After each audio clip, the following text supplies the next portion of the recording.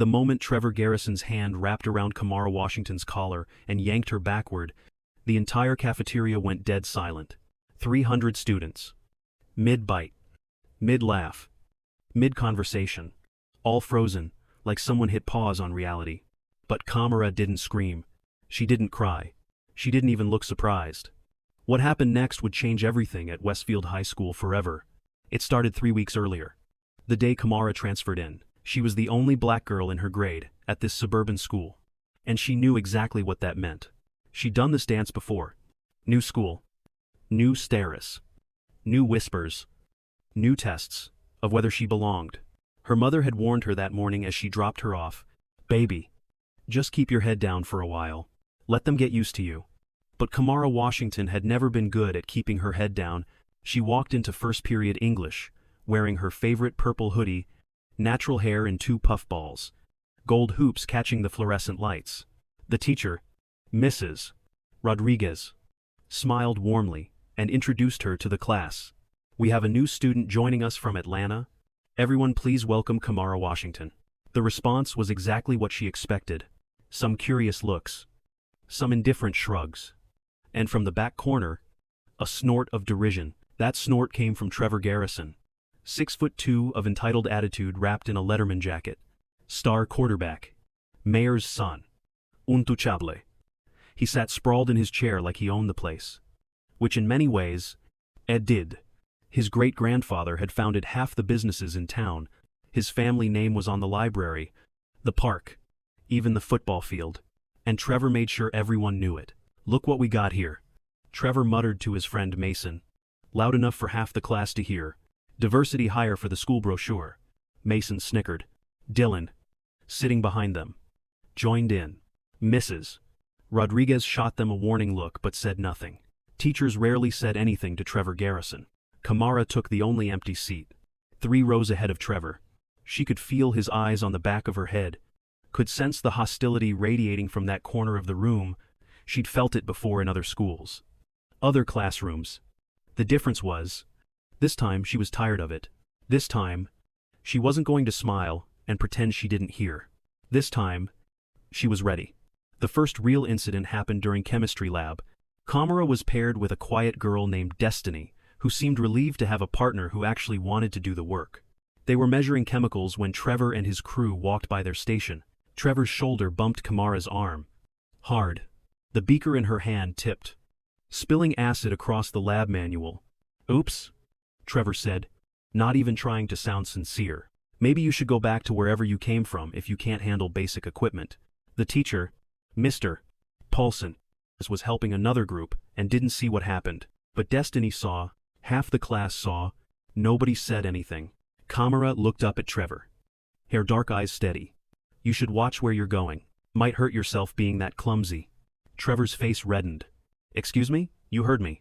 Kamara said, turning back to her experiment. Or do you need me to speak slower? The room got quiet. Nobody talked to Trevor Garrison like that. Nobody. Mason and Dylan exchanged looks, waiting for Trevor's response. But the bell rang, saving everyone from whatever was about to happen.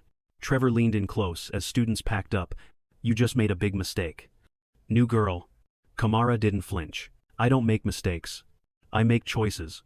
Over the next 2 weeks, Trevor's campaign began. It started small. Her locker was filled with crumpled paper. Her backpack disappeared during gym and was found in the boys' bathroom. Anonymous notes appeared on her desk with messages like, "Go back to the ghetto," and "You don't belong here." But Kamara kept every single note, took pictures of every incident, documented everything in a small notebook she carried everywhere.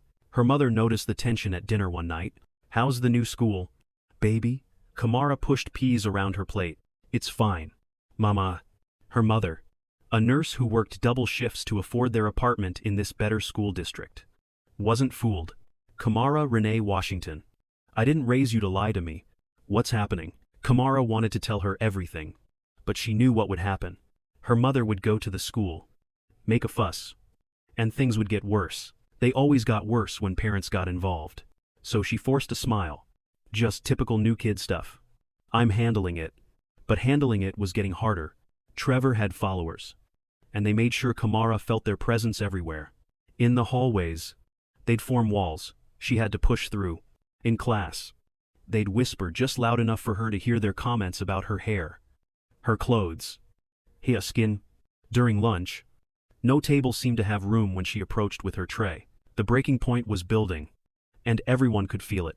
Even teachers who pretended not to notice the harassment could sense the electricity in the air when Kamara and Trevor were in the same room. It was like watching storm clouds gather, dark and heavy, waiting for lightning to strike. Destiny was the only student who showed Kamara any kindness. She was a small Vietnamese girl who knew what it felt like to be different in Westfield. During lunch one day, she warned Kamara in a low voice. "Trevor's planning something. I heard Mason talking about teaching you a lesson. You should tell someone." Kamara appreciated the warning but shook her head. "Let him try. I'm not running from Trevor Garrison or anyone else." Destiny looked worried. "He's dangerous when he's angry. His dad owns half the town. The school won't do anything to him. Then I guess I'll have to do something myself." Kamara said, taking a bite of her sandwich like they were discussing the weather. What Destiny didn't know, what none of them knew, was that Kamara Washington wasn't just any transfer student from Atlanta. She was the daughter of Marcus Washington, a former Marine who'd served 3 tours in Afghanistan before becoming a mixed martial arts instructor. Every morning before school, Kamara trained with her father. Every evening after homework, she practiced Brazilian Jiu-Jitsu, Muay Thai, and Krav Maga. She didn't advertise it, didn't brag about it. It was just part of who she was. Like breathing, her father had taught her more than just fighting techniques. He'd taught her discipline, strategy, and most importantly, when to use her skills and when to walk away. Violence is always the last option. "Baby girl," he'd tell her during their training sessions, "but when someone puts their hands on you, when walking away isn't possible, you end it quick and decisive. No playing around. No showing off. You neutralize the threat and get safe." The Monday of the 3rd week started like any other. Kamara walked into school wearing ripped jeans and a Black Lives Matter t-shirt. Her hair in braids this time, twisted up in a bun. She could feel the stares, hear the whispers. But she kept walking, head high, shoulders back, the way her father taught her to carry herself. During morning break, she went to her locker to get her history textbook. When she opened it, a cascade of printed photos fell out. Pictures of lynchings from history textbooks, with her face photoshopped onto the victims. Her hands shook, not with fear but with rage. This was beyond harassment. This was a hate crime. She gathered every photo, every sick image, and walked straight to the principal's office. Dr. Coleman, a middle-aged white woman who always seemed overwhelmed, looked uncomfortable as Kamara spread the evidence across her desk. "This is serious," Dr. Coleman said, her voice careful. "Do you know who did this?" Kamara met her eyes. "We both know who's behind this. Are you going to do something about it? Or do I need to handle this myself?" Dr. Coleman shifted in her chair. "Without concrete proof linking this to a specific student, our hands are tied. I can file a report. Increase hall monitoring." Kamara stood up. "Gathering the photos, save your reports. I've got all the documentation I need." Dr. Coleman called after her as she left. "Miss Washington, please don't do anything rash. We have procedures." But Kamara was already gone. Her mind made up. The school wouldn't protect her. The system wouldn't help her. She'd have to protect herself. Lunchtime arrived with its usual chaos. The cafeteria was packed, every table full. Voices echoing off the walls. Kamara got her tray and looked for somewhere to sit. As usual, tables mysteriously became full. As she approached, she finally found a spot at the end of a half-empty table and sat down to eat in peace. She was halfway through her meal when Trevor appeared. He didn't come alone. Mason and Dylan flanked him, with a few other football players hovering nearby. The cafeteria noise dimmed as students noticed Trevor approaching Kamara's table. Phone cameras started appearing, held low but recording. "Hey, new girl," Trevor said, his voice carrying across the room. "You're in my seat." Kamara didn't look up from her food. "Funny. I don't see your name on it." Trevor's jaw tightened. "Everything in this school has my name on it, including that seat, so move." "Still." Kamara didn't look up. She took another bite of her sandwich, chewed slowly, swallowed. "No." The word hung in the air like a challenge. Students at nearby tables started backing away, sensing what was coming. Someone whispered, "She's crazy." Nobody says no to Trevor. Trevor's face went red. He stepped closer, looming over here. I said, "Move." Now, Kamara finally looked up, meeting his eyes with a calm that seemed to infuriate him more. And I said, "No, learn to accept it." That's when Trevor snapped. His hand shot out, grabbing the collar of her shirt, yanking her up from her seat. Her tray clattered to the floor, food scattering everywhere. "Listen here," he snarled, his face inches from hers. "You don't belong here. You never will. And I'm going to make sure everyone knows it." His grip tightened on her collar, lifting her slightly off her feet. The cafeteria was dead silent now. 300 students watching, waiting, some recording on their phones. This was the moment Kamara had been preparing for, not just for 3 weeks but for years. Every morning training session, every evening practice, every lesson her father had drilled into her muscle memory. It all came down to this. Time seemed to slow down. Trevor's hand on her collar, his sneering face, the circle of his friends ready to jump in if needed. She could see it all with perfect clarity. More importantly, she could see every opening, every vulnerability, every mistake Trevor was making. He was too close, too emotional, too off balance from leaning forward. His weight was on his front foot, his other hand down at his side. His friends too far away to help immediately. Kamara's hand came up fast, faster than anyone expected. She grabbed Trevor's wrist, the one holding her collar, and twisted it sharply clockwise. At the same time, she stepped to the side and brought her knee up hard into his stomach. Trevor's grip loosened as the air whooshed out of him. Before he could recover, Kamara continued the wrist lock, forcing him to bend forward, then swept his legs with her foot. Trevor Garrison, star quarterback, mayor's son, king of Westfield High, hit the cafeteria floor hard. The sound echoed through the silent room like thunder, but Kamara wasn't done. As Trevor tried to get up, she maintained control of his wrist, planted her foot on his chest, and applied just enough pressure to keep him down without causing serious injury. "Stay down," she said, her voice calm and clear. "It's over." Trevor's face was purple with rage and humiliation. His friends started to move forward, but Kamara's eyes snapped to them. "Anyone else want to put their hands on me?" Mason and Dylan froze. The other football players looked uncertain. This wasn't how it was supposed to go. Trevor was supposed to be untouchable. "That's assault," Trevor gasped from the floor. "You attacked me, everyone saw." Kamara smiled, a cold expression that didn't reach her eyes. "Everyone saw you grab me first. I defended myself." Big difference. She released his wrist and stepped back, hands at her sides, non-threatening. Now that the immediate danger had passed, the spell broke. Students started talking all at once. A roar of voices and excitement. Phones that had been recording were being checked. Videos already being shared. Someone started clapping. Then another. Then dozens of students were applauding, not everyone, but enough. Enough to show that Trevor's reign of fear might be cracking. Security arrived within minutes. 2 officers who looked confused by the scene. Trevor was still on the floor, holding his wrist, while Kamara stood calmly nearby. "What happened here?" Officer Martinez asked, looking between them. "She attacked me," Trevor shouted, finally getting to his feet. "This psycho just attacked me for no reason." Before Kamara could respond, voices erupted from the crowd. "That's not true. He grabbed her first. I saw it. I got it on video." Destiny pushed through the crowd, her phone held high. "I recorded the whole thing. He assaulted her. She just defended herself." More phones appeared. More videos. All showing the same thing. Trevor grabbing Kamara, lifting her by her collar, threatening her, and then her swift, efficient response. Officer Martinez looked at the evidence, then at Trevor.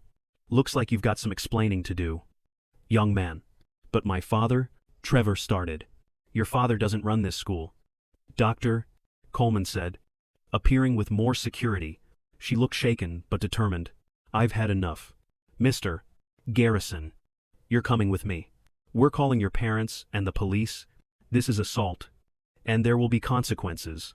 As security escorted Trevor away, still protesting, still threatening lawsuits and retribution, Kamara felt a hand on her shoulder. She turned to see Mrs. Rodriguez, Her English teacher. Are you okay? The teacher asked softly. Kamara nodded. I'm fine.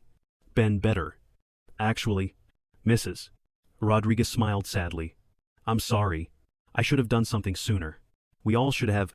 The rest of the day was a blur. Kamara was called to the office to give her statement. Her mother was called and arrived within an hour, still in her scrubs from the hospital. When she heard what happened, she pulled Kamara into a fierce hug. I'm proud of you, baby. So proud, but also terrified. Are you sure you're okay? Videos of the incident spread beyond the school within hours. By evening, local news had picked up the story. Parents were calling the school, demanding answers about how harassment had been allowed to escalate to physical assault. The school board called an emergency meeting. Trevor's father, the mighty Richard Garrison, arrived at school in his Mercedes. But for once, his money and influence couldn't make the problem disappear. Too many witnesses, too much evidence, too much public attention. Trevor was suspended immediately, pending a full investigation. Criminal charges were being considered. But Kamara knew this was far from over. Trevor had friends, family, a whole system that had protected him for years. They wouldn't give up easily. The next morning, Kamara arrived at school to find the parking lot full of news vans. Someone had leaked the photos that had been put in her locker, and the story had exploded overnight. Racial harassment, physical assault, administrative negligence. It was all coming out. She kept her head down and hurried inside. Not interested in being anyone's symbol or spokesperson, she just wanted to go to class in peace. But peace wasn't coming yet. As she walked the hallways, the atmosphere was different. Some students nodded at her with respect. Others glared with resentment. The school was divided, and Kamara was at the center of it all. In her first period English class, someone had written hero on her desk. In second period math, someone else had written a racial slur on her calculator. The battle lines were being drawn. Destiny found her at lunch, practically vibrating with nervous energy. You're famous. Everyone's talking about you. That video has like 1 million views already. Kamara pushed food around her tray. Appetite gone. I didn't want to be famous. I just wanted to be left alone. But that's the thing. Destiny said, her voice serious now. They never leave us alone. My family's been here for 20 years. And people still ask where we're really from. At least you fought back. At least you showed them we won't just take it anymore. Before Kamara could respond, Mason appeared at their table. Both girls tensed, but his hands were up in a gesture of peace. I just wanted to say, I'm sorry. For everything, what Trevor did, what we all did. It was wrong. Kamara studied his face, looking for deception. Why now? Why apologize after I embarrassed your friend? Mason shifted uncomfortably. Because it took seeing him on that floor to realize he's not my friend. Real friends don't make you do terrible things to other people. I should have said something weeks ago. I'm sorry I didn't. He walked away before either girl could respond, leaving them in stunned silence. The rest of the week brought more surprises. 3 other students came forward with stories of Trevor's bullying, emboldened by Kamara's stand. The investigation revealed a pattern of harassment going back years, always covered up, always excused. Dr. Coleman announced her resignation, admitting she had failed in her duty to protect all students equally. Trevor's father tried to spin the story, hiring a PR firm, threatening to sue the school and Kamara's family. But the videos were clear, the evidence overwhelming. His son had assaulted a student, and that student had defended herself. No amount of money could change those facts. Friday afternoon, Kamara was called to the main office. She expected another meeting about the incident, but instead found her father waiting for her. He'd driven up from Atlanta after taking time off work. His eyes were full of pride and concern as he pulled her into a hug. You did good, baby girl. Used your training just like I taught you. Minimum force necessary. Controlled response. I'm proud of you. They sat in the conference room, and her father's expression grew serious. But this changes things. That boy's family has power. Money. They're going to come after us any way they can. Are you prepared for that? Kamara met his eyes. Her mother's determination and her father's strength combined in her gaze. I've been preparing my whole life. Dad, I'm not backing down now. The meeting that followed included the new interim principal, the school district's lawyer, and a representative from the NAACP who had reached out to offer support. They discussed safety measures, legal protections, and the ongoing investigation. It was overwhelming. But Kamara felt something she hadn't expected: hope. People were finally listening, finally taking action. As they left the school, Kamara's phone buzzed with messages. Students she'd never talked to were reaching out, sharing their own stories, thanking her for standing up. A group chat had formed called Westfield United Against Bullying, with over 200 members already. Change was happening. Slow and painful, but real. The weekend passed in a blur of interviews, meetings, and preparation. Kamara's story had gone national, sparking conversations about racism in schools, administrative accountability, and self-defense rights. She tried to stay focused on what mattered: her education, her family, her own well-being. The noise around her was just that, noise. Monday morning arrived with new challenges. Protesters stood outside the school, some supporting Kamara, others defending Trevor and claiming reverse racism. Police officers were stationed at the entrances. The media circus continued. But Kamara walked through it all with her head high, her parents on either side of her. Inside, the school felt different. Banners reading "Respect for All" and "Zero Tolerance for Hate" hung in the hallways. Teachers wore buttons supporting diversity and inclusion. It felt performative, like the administration was trying too hard to compensate for years of negligence. But at least they were trying. In English class, Mrs. Rodriguez had rearranged the seating. Kamara's desk was now in the middle of the room, surrounded by students who smiled when she entered. Trevor's corner sat empty, his friends scattered to different seats. The power dynamic had shifted completely. "We're starting a new unit today," Mrs. Rodriguez announced. "On voices of resistance in literature, we'll be reading works by authors who stood up against injustice, who refused to be silenced." She caught Kamara's eye and smiled. "I think we can all learn something from their examples." As the weeks passed, the immediate crisis faded, but the changes remained. Trevor was expelled and charged with assault. His family moved away, their reputation in tatters. Several administrators were replaced. New policies were implemented.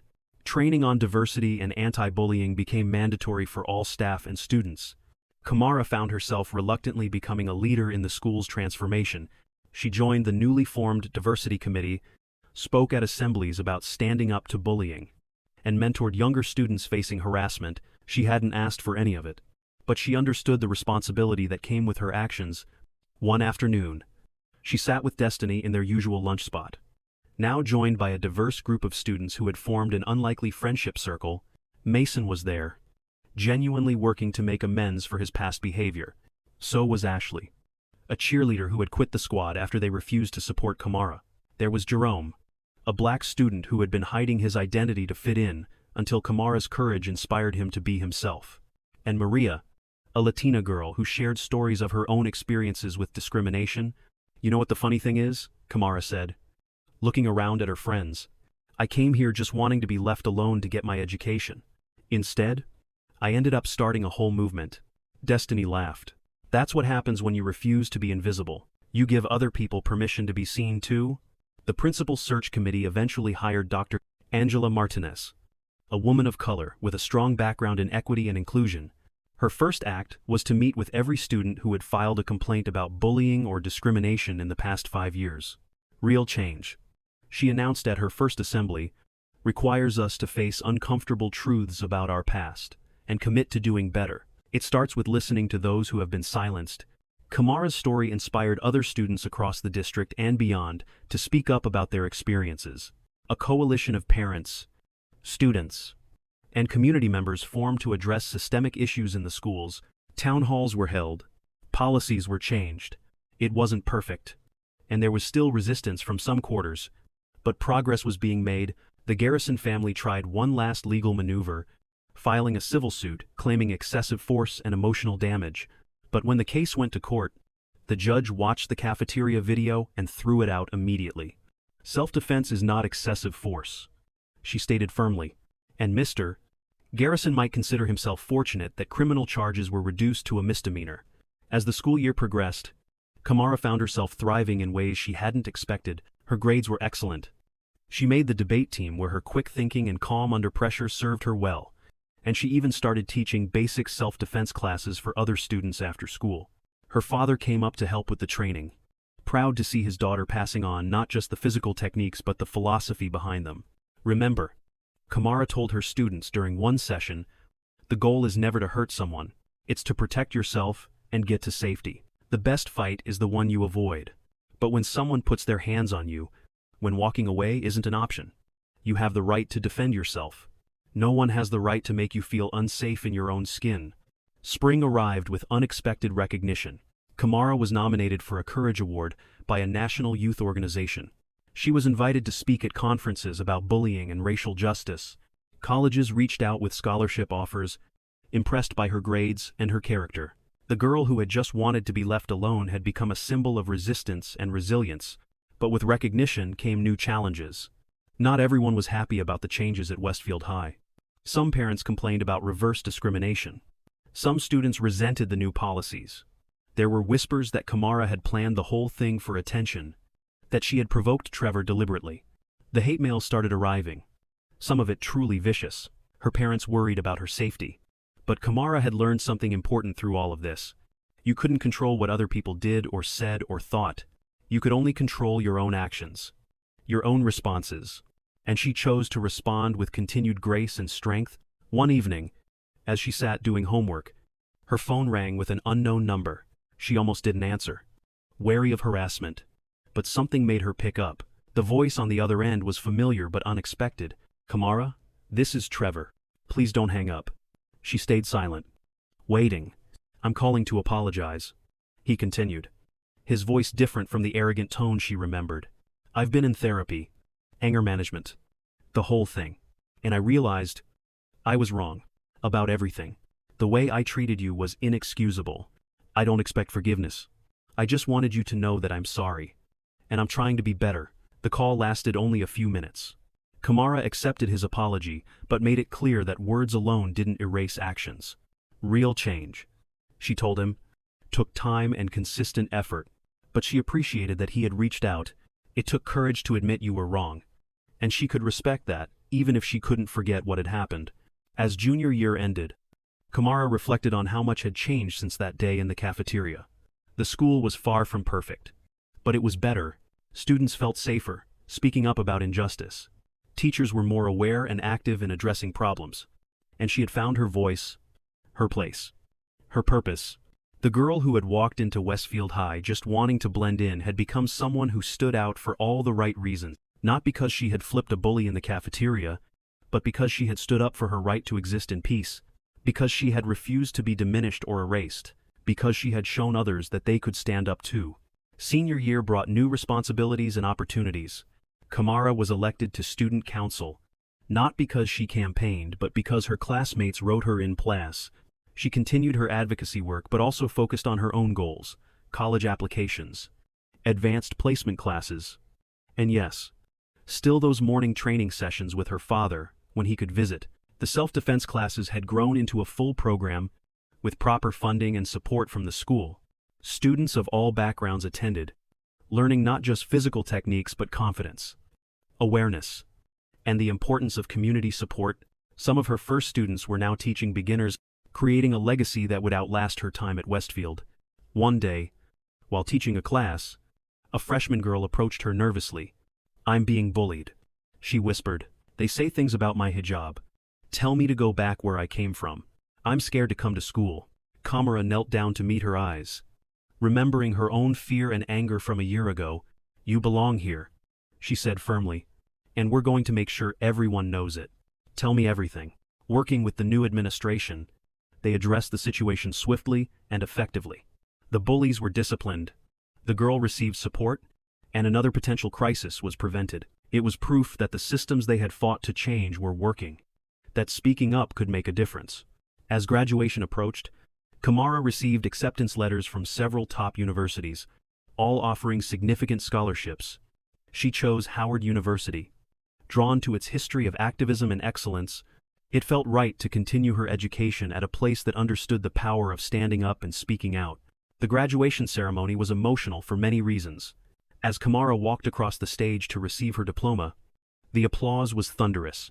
She saw her parents in the crowd, tears of pride streaming down their faces. She saw Destiny and her other friends cheering wildly.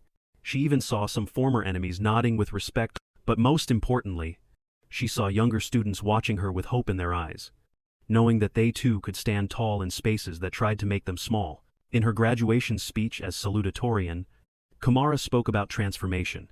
"When I arrived at Westfield High," she said, "I thought strength meant keeping quiet and avoiding trouble. I learned that real strength is standing up for yourself and others, even when your voice shakes.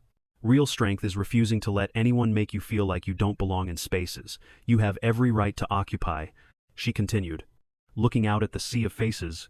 "To those who supported me, thank you. To those who stood against me, thank you too. You taught me that justice isn't given freely.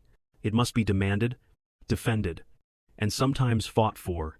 But always remember, violence is the last resort. The first resort is courage. The courage to say no. The courage to document injustice. The courage to demand better from our institutions and ourselves." The applause that followed seemed to go on forever. As Kamara left the stage, diploma in hand, she felt the weight of the journey she had traveled. From the scared but defiant girl who had been grabbed by her collar in a cafeteria to the confident young woman heading to university, ready to continue fighting for justice in new arenas. That summer, before leaving for college, Kamara received an unexpected package. Inside was a book titled Courage in the Cafeteria, the Kamara Washington Story, written by a journalist who had followed her case. The dedication read, "To all the students who refused to be silenced, and to Kamara Washington, who showed us that one person standing up can inspire 1,000 others to rise." She smiled, thinking of that moment when Trevor's hand had grabbed her collar, when time had slowed down and she had made a choice, not just to defend herself physically, but to defend her right to exist, to learn, to thrive. It had been the hardest and best decision of her life. As she packed for college, Kamara included her training gear, her notebooks full of documentation, and the lessons she had learned. She was ready for whatever came next, knowing that she had the skills, the support, and most importantly, the unshakable belief that she belonged anywhere she chose to be. The girl who had shocked everyone in that cafeteria had become a young woman who continued to surprise, inspire, and lead. And this was just the beginning. Howard University. Activism. Law school perhaps. There were so many ways to continue the fight for justice and equality. Kamara Washington was ready for all of them. Looking back one last time at Westfield High as her family drove away, Kamara didn't see the place where she had been bullied and assaulted. She saw the place where she had found her power, where she had learned that sometimes shocking people was exactly what was needed to wake them up, where she had discovered that one person refusing to be pushed down could lift up countless others. The collar grab that had started everything seemed like a lifetime ago, but the strength she had shown in that moment, the decisive action that had shocked everyone, that would stay with her forever. It was proof that no one had the right to put their hands on her, to tell her she didn't belong, to try to make her small. She was Kamara Washington, and she would never let anyone grab her collar again without facing the consequences. As they drove toward her future, Kamara smiled, knowing that somewhere in Westfield High, in schools across the country, other students were finding their courage, standing their ground, and shocking everyone who thought they could be pushed around. Her story had become their story, and their stories would create the change that was so desperately needed. The shock in that cafeteria had sent ripples far beyond what anyone could have imagined, and those ripples were still spreading, still inspiring, still changing the world, one brave stand at a time. The first few months at Howard University tested Kamara in ways she hadn't anticipated. Here, she wasn't the only black student fighting for recognition. She was surrounded by excellence, by students who had their own stories of resistance and triumph. It was both humbling and empowering. In her African American Studies class, when Professor Davis asked students to share experiences that shaped their activism, Kamara found herself hesitating for the first time in months. The girl next to her, Zara from Detroit, had organized walkouts at her school over inadequate heating in winter. The guy across from her, Marcus from Chicago, had started a nonprofit to combat food deserts in his neighborhood. Everyone had fought battles. Everyone had scars. Everyone had victories. When it was her turn, Kamara simply said she had stood up to a bully. Leaving out the viral video and national attention, she wanted to be known for more than that one moment. even if it had defined so much of her recent life. Back at Westfield High, her absence was felt more than anyone had expected. The self-defense program continued under new student leadership, but enrollment dropped. The diversity committee still met, but with less urgency, less fire. It was as if the school was holding its breath, waiting for the next catalyst. The next person brave enough to shake things up. That person turned out to be Aliyah Thompson, a sophomore who had watched Kamara's stand from the crowd that day in the cafeteria. Aliyah was quiet, artistic, wore her natural hair in beautiful patterns, her grandmother taught her, and had been dealing with microaggressions since middle school. Teachers touching her hair without permission, students making jokes about her dark skin, the usual cruelties that schools pretended didn't exist. The incident that sparked everything happened in October. Aliyah was in art class, working on a self-portrait that celebrated her Sudanese heritage, when Brett Morrison, a junior who thought he was funny, started making clicking sounds and jokes about African tribes.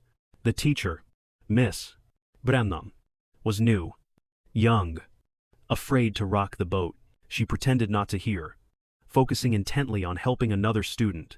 Aliyah remembered watching Kamara that day in the cafeteria. The calm before the storm, the decisive action when touched, the refusal to be minimized. She put down her paintbrush and stood up. "Brett," she said, her voice carrying across the room, "you need to stop. Right now." Brett Laufe, looking around for support from his friends. "Or what? You gonna call your warrior princess? She graduated. Remember, nobody's here to save you. That's where you're wrong." Aliyah said, pulling out her phone, "I'm here to save myself. And I'm recording everything you just said." The class went silent. Miss Brennan finally looked up, realizing she couldn't pretend anymore. Brett's face changed from amused to worried. "You can't record me without permission," he blustered. "Actually, I can," Aliyah replied. "It's a one-party consent state. And you're harassing me in a public classroom. I know my rights." Kamara Washington made sure we all learned them. The video went to Dr. Juan Martinez within an hour. Brett was suspended by the end of the day. But more importantly, Aliyah's stand reminded everyone that Kamara's legacy wasn't just about one incident. It was about empowering others to stand up for themselves, to document injustice, to demand better. The spirit she had awakened was still alive at Westfield High. Meanwhile, at Howard, Kamara was discovering new dimensions to her activism.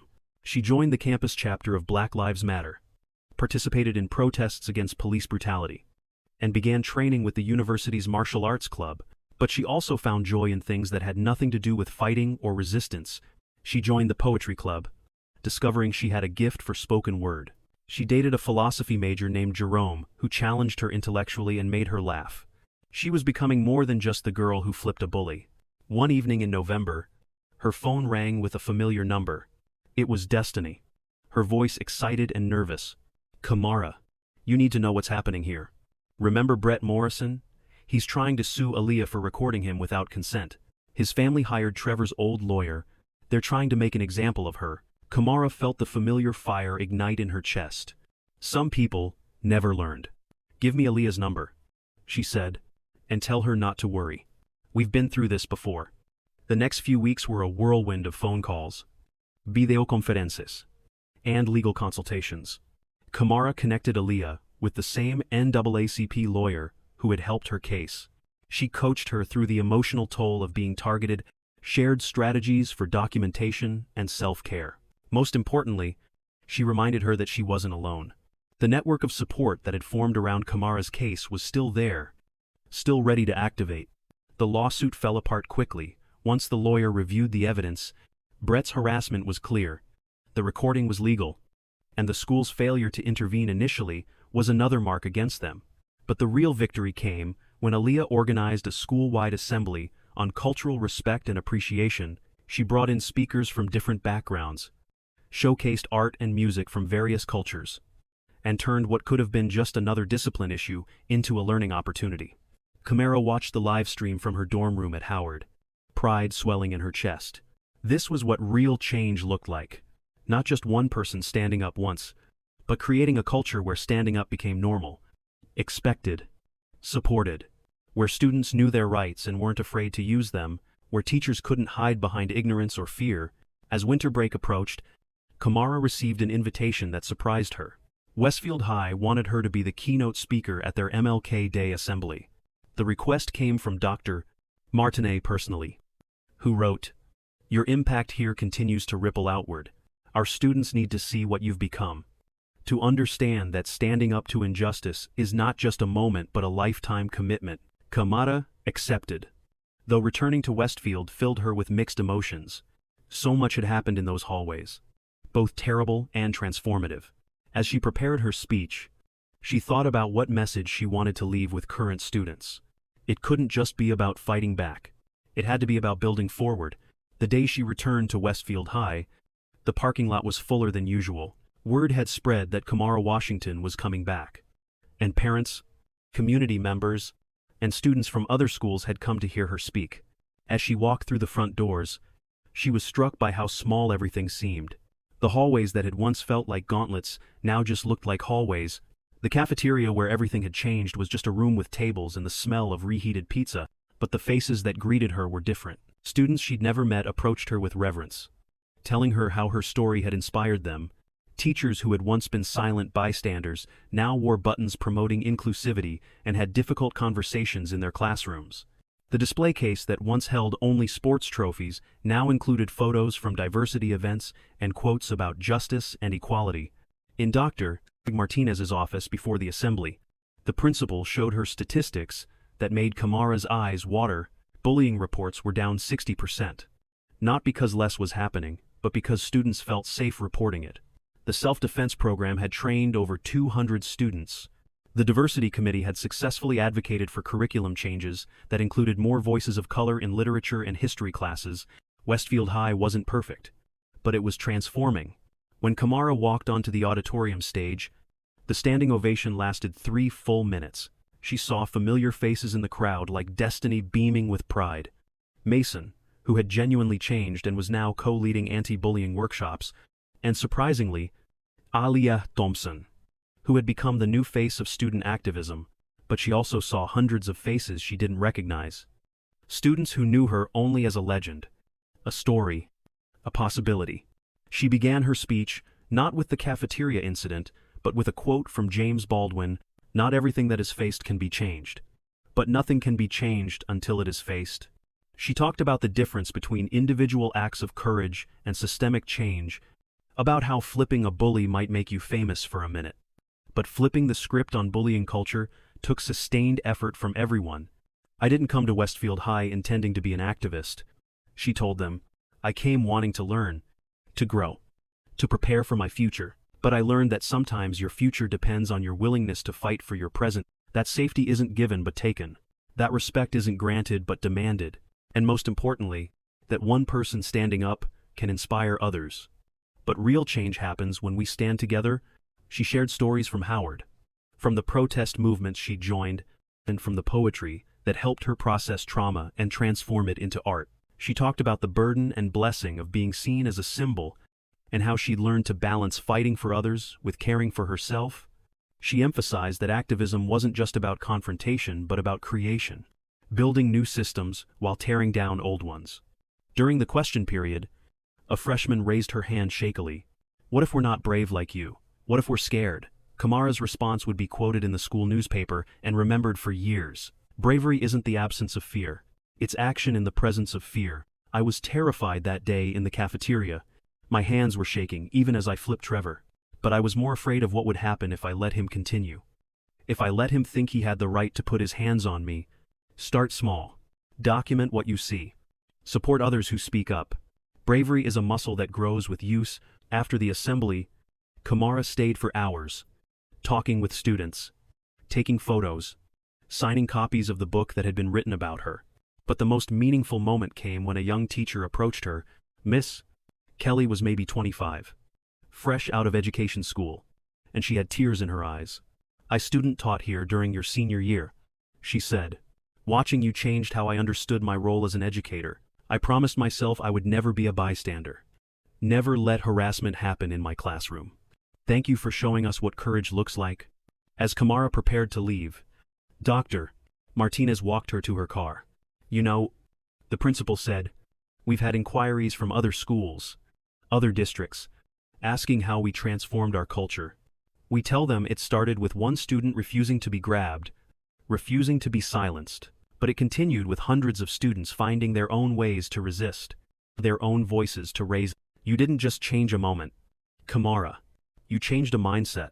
Driving away from Westfield High for the second time, Kamara felt a sense of completion she hadn't expected.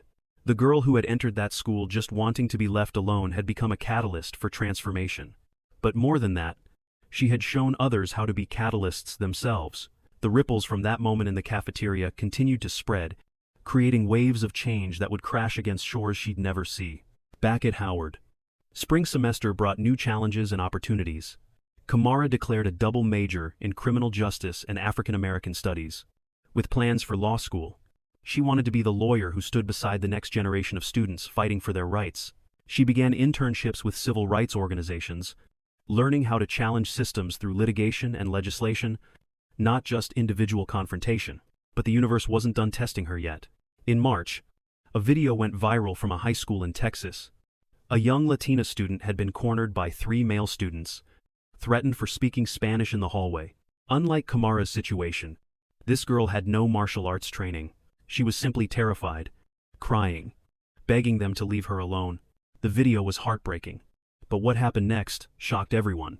A black male student stepped between them, calmly but firmly telling the bullies to back off. When one swung at him, he used a move that looked remarkably familiar. A wrist lock and sweep that put the attacker on the ground without serious injury. In the interview that followed, the student, Deshaun Williams, said he'd learned the technique from videos of Kamara Washington. She showed me that you don't have to accept being targeted. And you don't have to become the aggressor to defend yourself or others. I've watched her videos 100 times, studied how she stayed calm, how she used minimum force. She saved that girl because she first saved herself, and showed us how. Kamara cried when she saw the video. Understanding fully for the first time the true reach of her impact, it wasn't just about Westfield High anymore. Students across the country were learning from her example, adapting her methods, finding their own courage.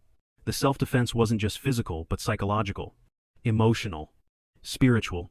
It was about knowing your worth and refusing to let anyone diminish it. That summer, she was invited to speak at a national education conference about school safety and anti-bullying initiatives. Standing before hundreds of educators, administrators, and policymakers, Kamara Washington was no longer just the girl from the cafeteria video. She was a voice for change, a bridge between student experiences and institutional responses. She challenged them to move beyond zero-tolerance policies that often punished victims along with aggressors, to create environments where standing up to bullying was supported, not suppressed. We tell students to speak up, to tell an adult, to trust the system, she said, her voice strong and clear. But then we fail them when they do. We ignore the whispers until they become shouts. We dismiss the small aggressions until they become assaults. We prioritize comfort over justice, quiet over equity. And then we wonder why students feel they have no choice but to fight back. The solution isn't to punish those who defend themselves, it's to create schools where defense isn't necessary. The speech received a standing ovation, but more importantly, it sparked policy discussions that would eventually lead to real changes in how schools addressed bullying and harassment. Kamara's story had become a case study, her methods a model, her message a movement. From one moment of refusing to be grabbed, an entire philosophy of resistance and resilience had emerged.